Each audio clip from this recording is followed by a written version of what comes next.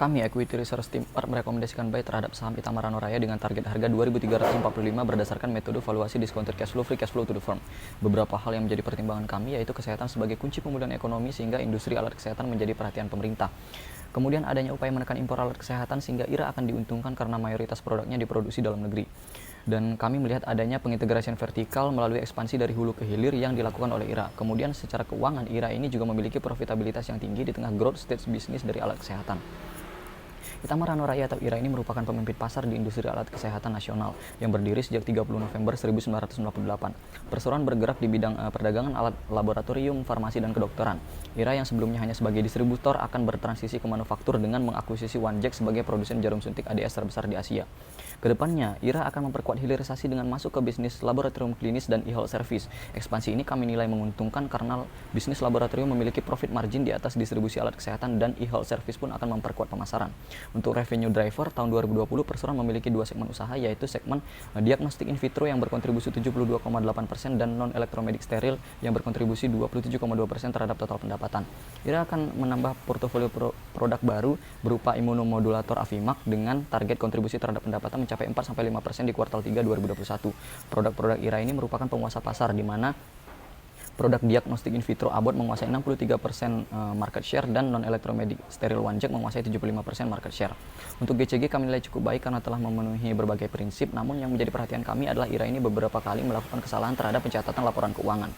Secara top-down, kondisi makroekonomi dan sektor industri sangat mendukung pertumbuhan bisnis Itamar Raya. Di sisi makroekonomi, langkah untuk mempercepat recovery ekonomi global yaitu melalui percepatan vaksinasi, di mana skema penting terkait vaksinasi ini adalah COVAX Facility dengan tujuan pemerataan vaksin di negara berkembang.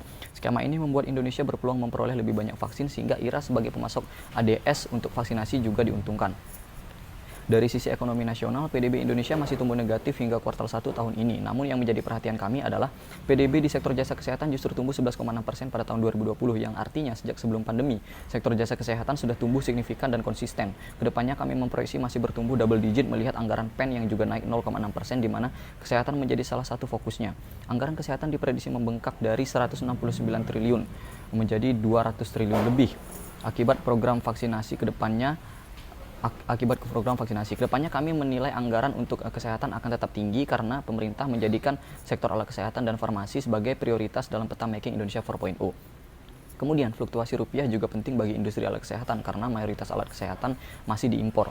Melihat ekonomi US yang pulih lebih cepat daripada Indonesia memungkinkan rupiah akan melemah dalam jangka pendek. IRA justru diuntungkan karena produknya yang diproduksi dalam negeri membuat perseroan bisa mempertahankan harga tanpa menekan margin. Sedangkan kompetitornya yang berbasis impor cenderung harus menaikkan harga produk demi mempertahankan margin mereka sehingga IRA dapat memenangkan kompetisi harga.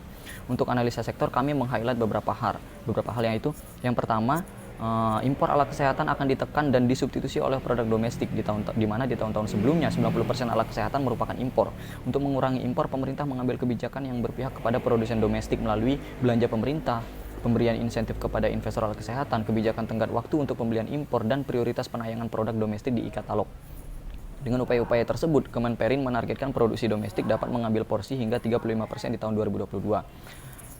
Kemudian yang kedua, permintaan alat kesehatan juga akan semakin tinggi didukung oleh pertumbuhan jumlah rumah sakit dan perbaikan di sisi akreditasi yang akan meningkatkan pasar alat kesehatan hingga 12% per tahun. Kami memproyeksi jumlah rumah sakit akan terus bertambah ke depannya melihat bed to population ratio di Indonesia masih rendah yaitu 1,33 banding 1000, di mana ini di bawah negara-negara Asia lainnya. Kemudian yang ketiga, di tengah pandemi kebutuhan alat kesehatan terutama jarum suntik dan alat tes COVID-19 sangat tinggi.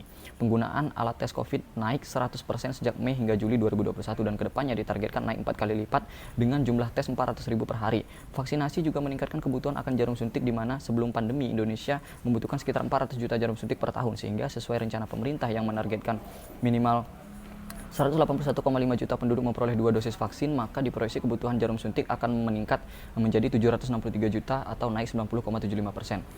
IRA akan diuntungkan sebagai distributor alat tes COVID-19 dan pemasok jarum suntik untuk vaksinasi. Dari valuasi terlihat bahwa ekuitas meningkat 252% pasca IPO 2019 dan bertumbuh 3% di 2020.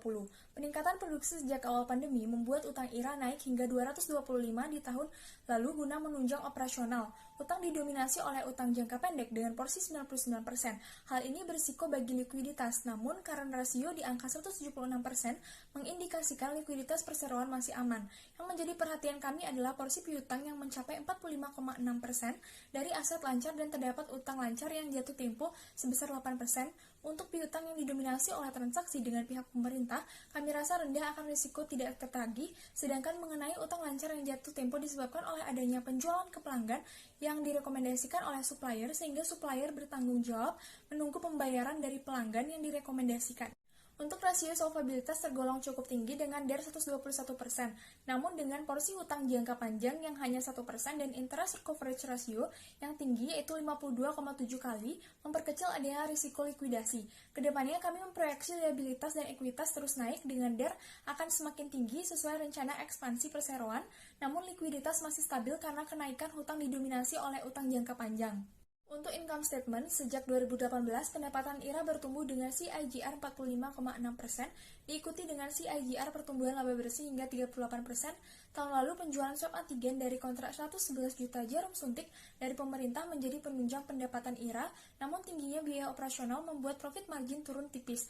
Tahun 2021, kami memproyeksi pendapatan masih bertumbuh di atas 45% dengan penunjang utama dari penjualan swab antigen yang semakin bertambah setelah memperoleh kontrak baru dengan Kimia Farma Diagnostika dengan estimasi penambahan penjualan sebesar 300.000 unit per bulan. Kemudian produk baru imunomodulator yang mulai dipasarkan tahun ini juga meningkatkan penjualan IRA. Untuk profit margin kami proyeksikan meningkat setelah akuisisi OneJack karena naiknya margin dari penjualan auto disable syringe. ROE juga kami nilai sangat baik, yaitu 25,10% di tahun lalu, di mana ini jauh di atas kompetitor serta rata-rata industri. Kami memproyeksi ke depannya ROE akan turun namun tetap di atas 20% akibat ekuitas yang naik signifikan menimbang payout rasio dividen di bawah 50%. Yang menjadi kendala dari keuangan IRA yaitu cash flow negatif di kuartal 1 2021 akibat piutang yang menumpuk. Namun pemerintah yang mulai mencairkan dana 16,2 triliun di bulan Mei 2021 untuk melunasi utang kepada rumah sakit membuat kami optimis cash flow akan positif pada kuartal 4 2021. Untuk CAPEX, kami proyeksi akan tetap tinggi guna menunjang transformasi bisnis IRA. Untuk analisis kompetitif, kami melakukan analisa SWOT. Yang menjadi kekuatan IRA yaitu produk IRA memperoleh rekomendasi dari WHO, produsen auto disable syringe terbesar di Asia, basis pelanggan terluas di Indonesia, dan produk dipasok oleh produsen lokal akan menurunkan risiko kurs. Sedangkan kelemahannya berupa harga produk lebih mahal dari kompetitor dan porsi transaksi dengan pihak pemerintah yang tinggi. Ancaman meliputi piutang macet dari rumah sakit mitra BPJS, produk imunomodulator yang masih baru tidak diminati konsumen, dan kebutuhan mendesak terhadap alat kesehatan memungkinkan regulasi impor dipermudah. Dan peluangnya yaitu peningkatan di sisi ekspor, transisi dari distribusi ke manufaktur, dan peningkatan pelanggan dari sektor swasta dan retail. Berdasarkan analisa Porter's Five Forces, ancaman produk pengganti kami nilai menengah tinggi karena kemajuan teknologi mendorong terciptanya produk baru seperti metode tes COVID yang baru-baru ini dapat dilakukan dengan metode gargle dan microneedle yang lebih efisien dari auto disable syringe. Kemudian, daya tawar konsumen di level rendah karena kebutuhan alat kesehatan yang tinggi dan harus terdistribusi dengan cepat. Untuk daya tawar pemasok justru tinggi karena lonjakan permintaan. Lalu, persaingan dengan kompetitor di level menengah tinggi karena perusahaan di industri ini terus bertambah, di mana sejak 2015 jumlah perusahaan naik 361% dari 193 menjadi 891 perusahaan. Kemudian yang terakhir, ancaman pemain baru juga di level menengah tinggi karena adanya rencana pemberian insentif kepada investor alat kesehatan. Selanjutnya, valuasi. Dengan metode discounted cash flow, free cash flow to the firm, kami memperoleh harga wajar saham IRA di harga 2.345 yang saat ini sedang undervalue dengan potensial upside mencapai 11,14% yang juga didukung analisa sensitivitas dan dasar asumsi yang kuat. Beberapa risiko yang kami nilai penting yaitu risiko regulasi dari UU nomor 24 tahun 2007 tentang penanggulangan bencana yang mempermudah impor alat kesehatan. Risiko operasional yaitu trouble pada mesin karena produksi yang meningkat tajam hingga 33%. Risiko finansial berupa piutang tidak tertagih terkait BPJS yang menunda pembayarannya akan mengganggu cash flow. Cash burn untuk ekspansi ke e-health service juga dapat mengganggu cash flow. Dan risiko pasar di mana terjadi penurunan penjualan segmen in vitro berupa swab antigen setelah pandemi berakhir.